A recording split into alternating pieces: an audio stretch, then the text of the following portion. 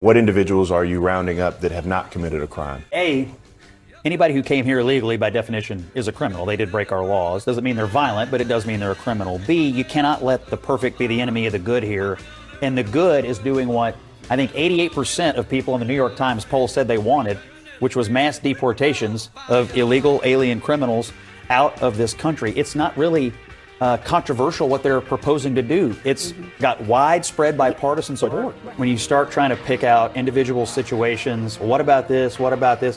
What Holman has said, and what I think is true, is you're just sending a signal that, well, we're going to continue to allow some of it. Some of it's going to be okay. And what he has said and what he campaigned on is that none of it is okay. That we're going to have a legal immigration system, that we're going to know who's coming here. We're going to know why they're coming here. We're not going to continue to send a signal to the world, just get here and we'll figure it out and you'll probably be fine.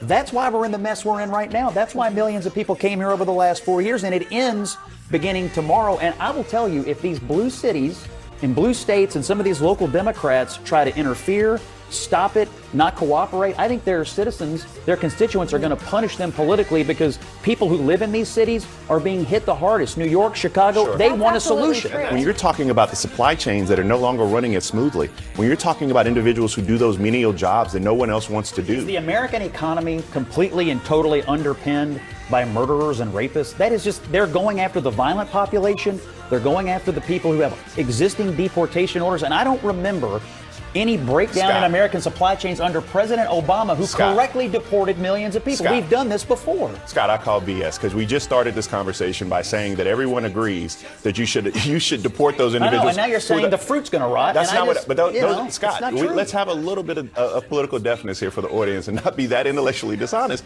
because I'm not talking about those people. Dishonest? We won and you lost, and we're going to do it. I'm not talking about those people. So yeah, I mean, deport all these brown people you want, but at the end of the day, this is going to have a tangible effect. What reduce this to a racial conversation is, you want to talk about being dishonest? It has everything to do with breaking laws or not breaking laws. And are you going to have a chief executive who enforces a law or who doesn't? We haven't had one who wants to enforce the law, and now we do, and that's what people voted for. How many people came into this country over the last 4 years? Millions upon millions.